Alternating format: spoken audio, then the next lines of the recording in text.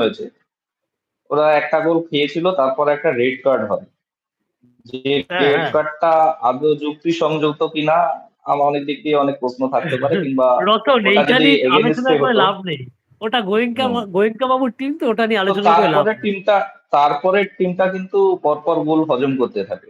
যে এমন হ্যাঁ, নয় যে ডায়মন্ড হারবার পুরোপুরি ছেড়ে দিয়েছে কিংবা খেলতে পারেনি বলে হোয়াইট অ্যাকচুয়ালি ওয়াশ ওদের করে দিয়ে স্প্যানিশ জিতেছে, ডিফেন্ডার এবং অ্যাকচুয়াল একটা নয়। ইন্ডিয়ান ডিফেন্ডার ছিল মেলরয় অ্যাসিসি, খুব খারাপ খেলেছে। মেলরয় অ্যাসিসি ইন্ডিভিজুয়াল ভুলেই দুটো না তিনটে গোল হয়েছে, খুবই খারাপ খেলেছে। এবার হচ্ছে থার্ড ম্যাচে তোমার বিএসএফ ছেড়ে তাও তুমি যদি তাই বলো, বিএসএফ কে ডায়মন্ড হারবার 8 গোল মেরেছিল, সেখানে হুম। মোহনবাগান 4 গোল। আর আমি ডিফারেন্সটা তো আসছি, ইস্ট বেঙ্গল কি কি খেললো আমরা সবাই জানি, তারপর তুমি যখন কোশ্চেনটা তুললে বলছি সাউথ ইউনাইটেড এফসি কে 5 গোল। সেটা কিন্তু ইস্ট বেঙ্গল আনফিট অবস্থায়, পুরোপুরি ফিটনেস ছিল না, যা শুরু করেছিল ট্রেনিং। সেকেন্ড ম্যাচ খেললো হচ্ছে নামধারীর সঙ্গে। নামধারী হচ্ছে আই লিগের টিম, আই লিগে 8 নম্বর না 9 নম্বর গত বছর হয়েছিল। এইবার অনেকে বলে নামধারীকে ইস্ট বেঙ্গল মাত্র 1 গোল মারলো। এইটা হচ্ছে একটা আমরা মানে সরাসরি একটা পিকচার দেখছি, 1 গোল মারলো, কিন্তু 3 থেকে 4খানা শট সেদিনকে ক্রসবারে লেগেছে। সেইটা তো একবার ভাবছি না, লাকটা হ্যাঁ, ভালো থাকলে 4 থেকে 5 গোল সেদিনকেও হয় আমাদের। আর থার্ড আরেকটা ম্যাচে তো জিনিস আমরা ব্যাপার ছিল, সকল মারলাম। হ্যাঁ বলো। অন্য ম্যাচগুলো যেমন নামধারী কি চেষ্টা করছিল, এনি হাউ ইস্ট বেঙ্গলকে রুখে দেবো, আমি ড্র করবো। একদম অর্থাৎ আল্টা তারা পুরো ডিফেন্সিভ, গুটিয়ে খেলছিল। একদম আল্টা গুটিয়ে ডিফেন্সিভ, খেলছিল। ভালো ফুটবল হয় না। হ্যাঁ, তো সেখান থেকে ম্যাচ বের করাটাই সবচেয়ে বেশি টাফ। হ্যাঁ, ভূতের তাও জঙ্গল ম্যাচ তৈরি বের করছিল। করা সেদিনকেও 4-5টা গোল সেদিনকেও হয়, ক্রস পিসে এত গোল। মিগুয়েলের হুম, হ্যাটট্রিক হয়ে যায়। মিগুয়েলের হুম। কোনো অ্যান্সার নামধারী ডিফেন্সের কাছে ছিল না, লিটারালি হ্যাটট্রিক হয়ে যেত। এই আসবো গেল আমি তোমার মিগুয়েল নিয়ে ঠিক সময় তোমার কাছে আসবো। হ্যাঁ আমার হ্যাঁ, এই মনেও আমি যেমন আমি কিছু আমি প্রশ্ন তোমার মিগুয়েল প্রথম, সম্বন্ধে আছে, সেটা হয়তো দর্শকদেরও থাকবে। তো সেগুলো অবশ্যই পরে আসবো। যে হ্যাঁ, তোমার প্রথম প্রথম পয়েন্টটা যেরকম আলোচনা তোমার হচ্ছে। প্রথম পয়েন্টটা আমি ক্লিয়ার করে দিলাম। হুম, প্রথম হুম। পয়েন্টটা বর্তমান সিচুয়েশন হিসেবে দুটো টিম সমান সমান বর্তমান আচ্ছা। পরিসংখ্যান হিসাবে এই ডুরান্ড কাপে। হুম, তোমার হুম, সেকেন্ড কোশ্চেন ছিল হচ্ছে রশিদ, রশিদ হুম, থাকাটা এবং রশিদ না থাকাটা কতটা এফেক্ট পড়বে। হুম। দেখো রতন, আমার অস্বীকার করার এটা কোনো জাস্ট জায়গা নেই, মোহাম্মদ রশিদ না থাকাটা একটা ফ্যাক্টর।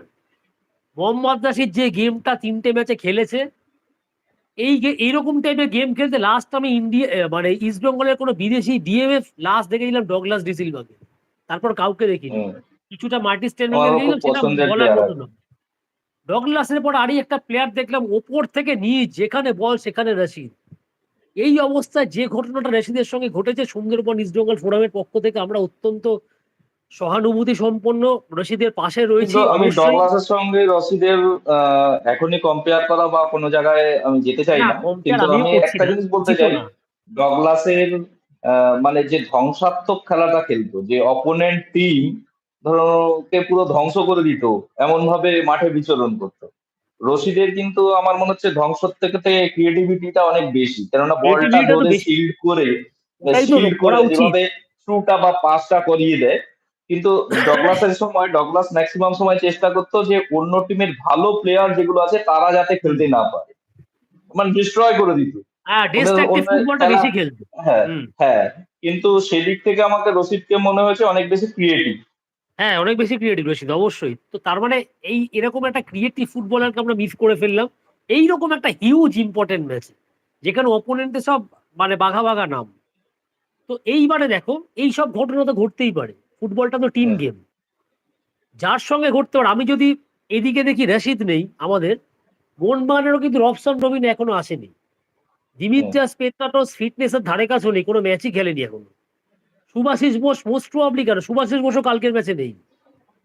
মনবীর সিং যে ডার্বিতে অত্যন্ত সফল, মনবীরও কিন্তু কালকের ম্যাচে নেই। কিয়ান নাসিরি, কিয়ান নাসিরিও কিন্তু কালকের ম্যাচে নেই। তো সুতরাং রশিদকে নিয়ে আমাদের কান্নাকাটি করলে তো হবে না। যে নামগুলো আমাদের বলছিলি, আমি হুম, প্রত্যেকটা নামেই আসবো, এক এক করে আসবো। ঠিক আছে। তার আগে যে আলোচনাটা আমরা কি করছিলাম, আচ্ছা, হঠাৎ কি কোনো অসুবিধা হচ্ছে শুনতে কিংবা হ্যাঁ, কোনো তোমার কিছুতে? শুনতে অসুবিধা হচ্ছে না? তোমার এটা চলে গেছে, ছবিটা ভিজুয়ালাইজটা চলে গেছে। হ্যাঁ হ্যাঁ, এক মিনিট। সাউন্ড একদম পরিষ্কার।